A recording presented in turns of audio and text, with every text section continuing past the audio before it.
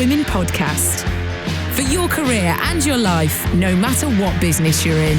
Hello and welcome to a brand new episode of the Northern Power Women podcast. I'm Sam Walker, she's Simone Roche, and we're here with you every single week talking about life, career, and kind of everything in between. And let's not forget that everything's kind of mushed up together at the moment, isn't it? As so many of us are working from home. Simone, such a difficult week over the weekend, especially for so many families with teenage kids with those exam results.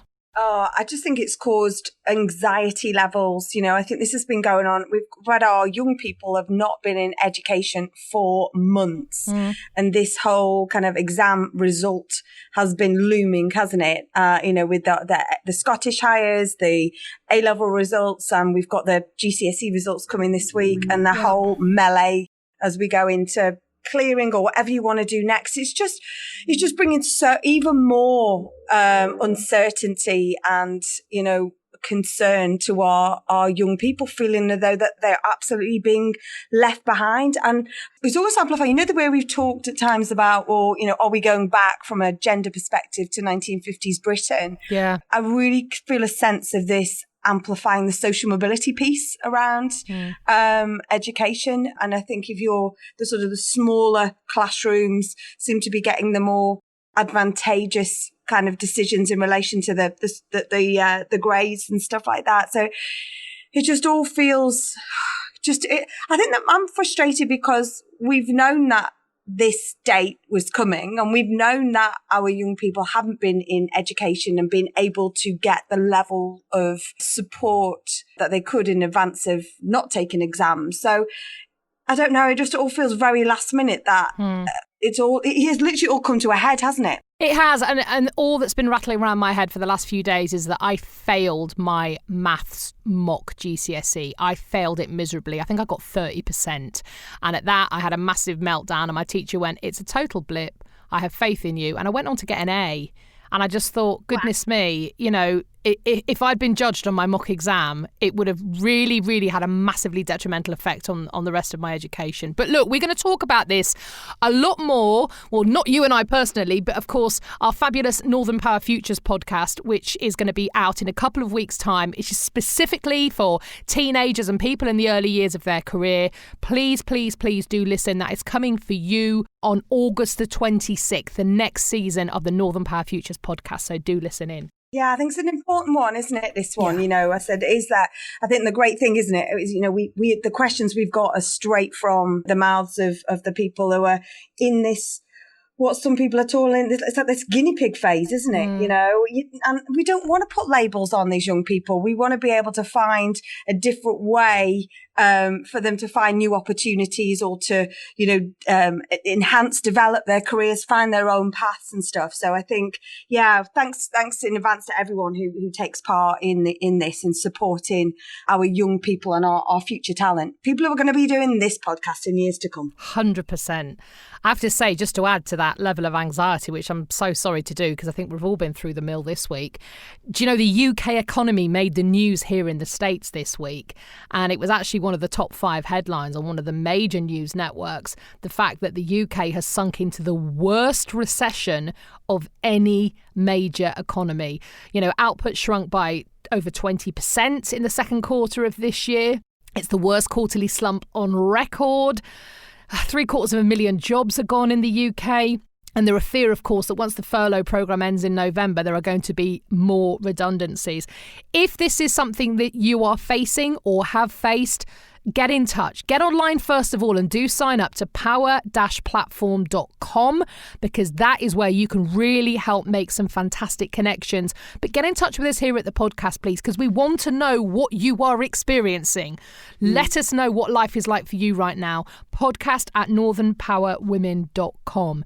You were saying, Simone, that you've seen some kind of interesting takes on the way the government is kind of running the show at the moment. Almost like seasonal marketing campaigns. We're going to talk absolutely 100% about, stay at home, stay safe. And then it's stay alert. And then it's, we're going to build back better. Then we're going to go to school, not go to school. And I think it just seems to have gone from one thing to the other. And I know we are making history with this. It's unprecedented, but it does feel as though all of a sudden, all of the dice are thrown and we go that way. And then we get to that corner. It's going, oh, no, we're going over here because we've got everyone back to hospitality. But now actually that might have to go again because we've got to get back into school and we actually don't know how that's going to go. Oh, and by the way, we're not quite sure on the track and trace. And it just all feels a bit like we're, in a dark corridor at the moment, and all of a sudden a news flash will come over here and an advertising kind of sign will come over here and we'll all go that way. And then there's a better offer on over here, so we'll go that way. So that's sort of how I read this week, someone sort of equated it to was a marketing sort of series of campaigns trying to compete, a bit like competing for the John Lewis advert, I think, but with less dogs jumping on trampolines. You've got to laugh because I think everyone's so confused and no one really knows what's going on. And I understand that whatever your politics are, you might view what the government is doing differently. And I also understand that even if you are, not supporting the current government from a political stance, you kind of think, well, the world is changing every 5 minutes right now. And so they are rolling with the punches a bit. But I don't know. Again, we would love to hear from you. Do you feel there is strong leadership going on at the moment when it comes to your career, when it comes to your business, when it comes to your feeling of financial security for your family for the next 6 months and beyond? Do you feel there is leadership at play here? Do you feel the government has your best interests at heart? We're not here to tell you. We would love to hear from you. So do get in touch, please. podcast@northernpowerwomen.com. I wanted to gear change just a little bit to a really interesting story I saw a couple of days ago. Do you remember Simone? Blimey O'Reilly, back in the day, was one of our first ever podcasts that we recorded in Liverpool. The fantastic Maggie O'Farrell was there from the Women's Org, of course, along with some other brilliant panellists. And we were talking about a report that had come out of Silicon Valley, and it was the way that women dress had an impact on whether or not they received venture capitalist funding. So if they were trying to set up a startup and they were going for VC, how they dressed, if they looked more feminine and if they were kind of, quote, blonder, they were less likely to get the funding than if they dressed in a more androgynous or even masculine way and had shorter hair and the like. Do you remember that conversation? Oh, I do. And I do remember Liam Kelly talked about having his red shoes. Do you remember? And that's how people knew when he was going to a big guy meeting, is because he'd have his red shoes on. So there's been lots of talk about this. We've been through this over our power circles. We put in for some innovation funding.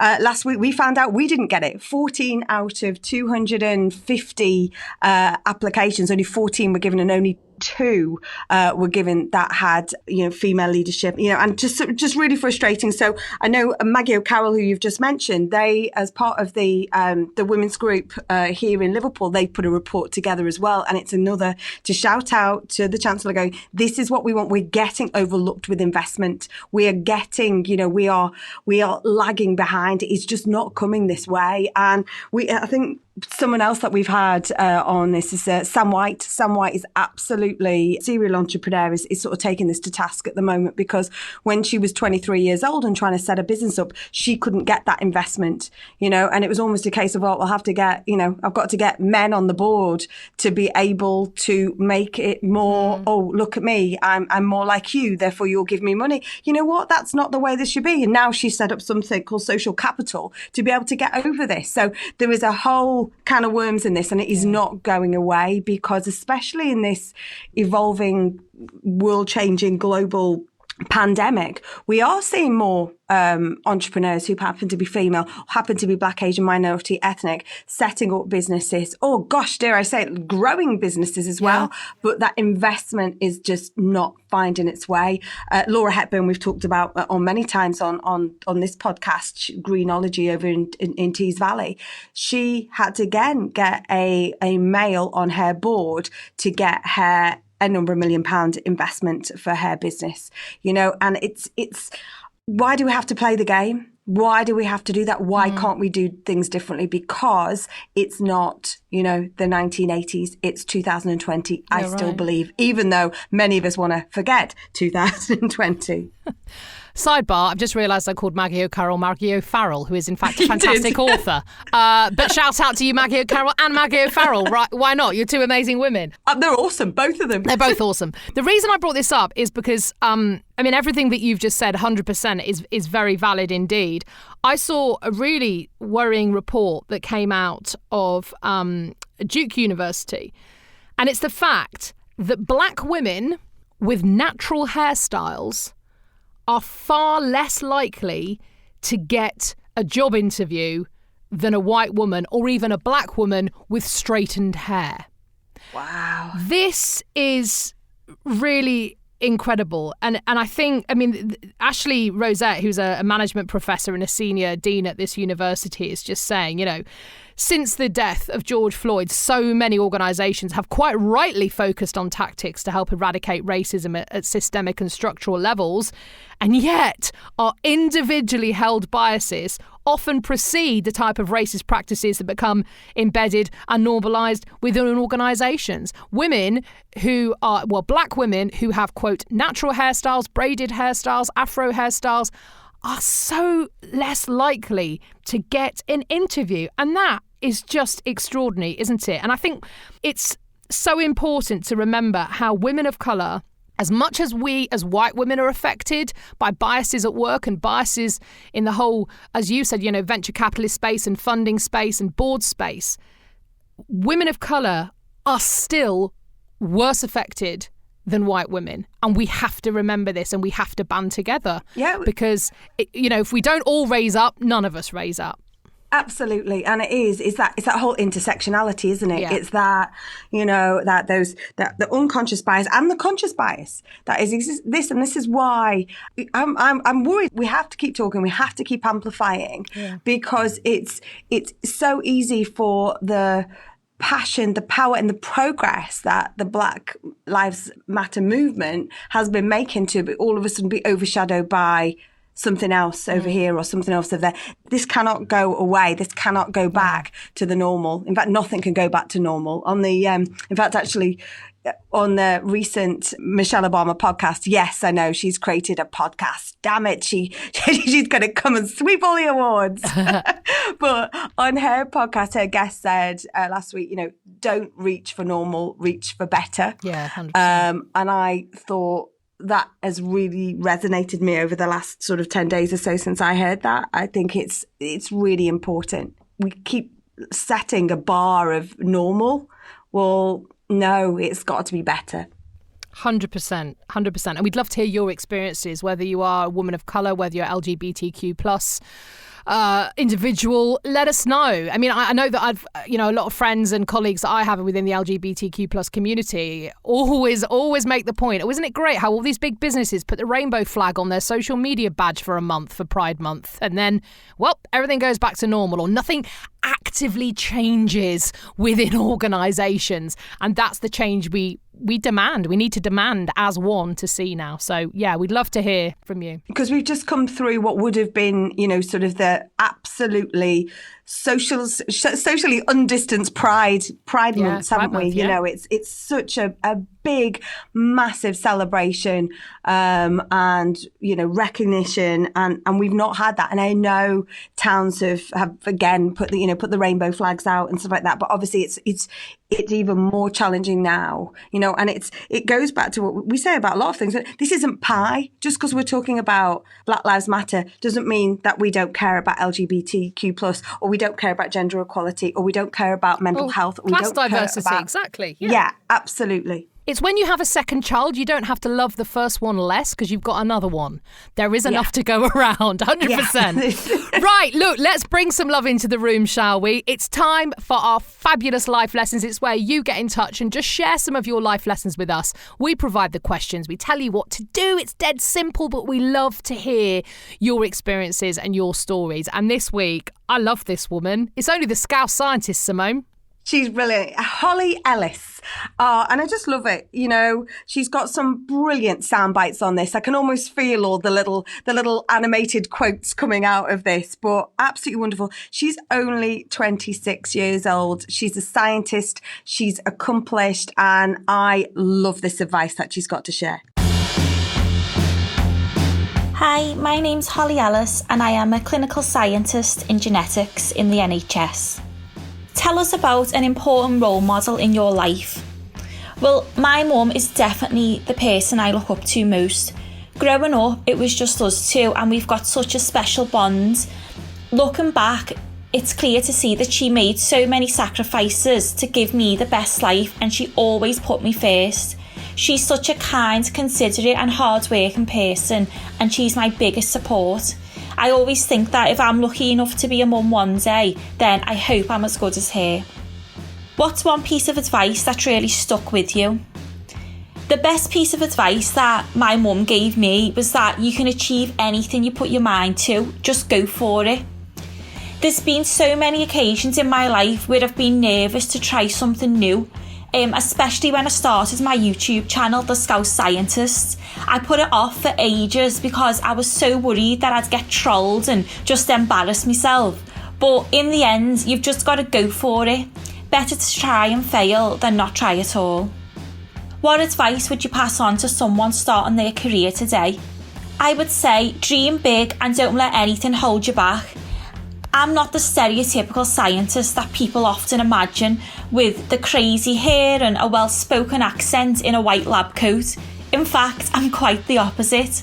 But I am still a scientist, so don't be put off certain careers because you don't fit the mould.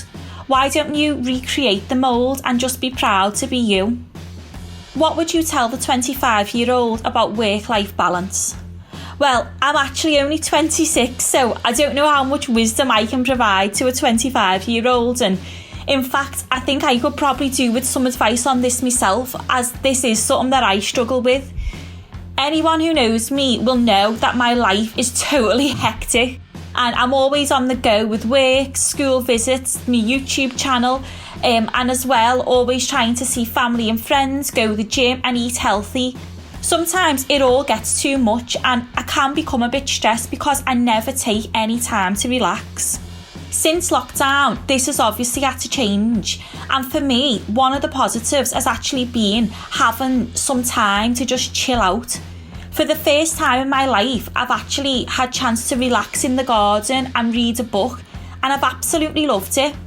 Obviously, lockdown has had its challenges too, but one thing that I'm going to try and carry on with in the future is just taking that time to relax and de-stress, and I think this is something that we could all benefit from. Tell us a time when you've had to be resilient. Well, I often tell this story in order to encourage others to be resilient and push themselves out of their comfort zone. So basically, 10 years ago, I was taken on a school trip down to Oxford and encouraged to apply to the university. I had a great time on the trip, but I had no intentions of applying simply because I didn't think I'd fit in. After a lot of encouragement, I eventually applied on the basis that I wouldn't get in anyway. So when I found out that I got a place at St John's College to study biological sciences, I went into absolute panic mode. The night before I was due to start uni, I stayed overnight in Oxford with my mum and nan, and I cried the whole night because I just thought I'd made a huge mistake and I just wanted to go back home. So this fear was because I just didn't think that I was posh enough, rich enough. No one in my family had been to uni before. I had this strong Scouse accent and I basically thought I just wouldn't fit in. I'd have no friends and I'd hate it. In the end, my mum said to me, just stay for 1 week and I'll come back next week, and if you don't like it, I'll bring you home. So I decided to stay, quite happy that I was only going to be there for a week.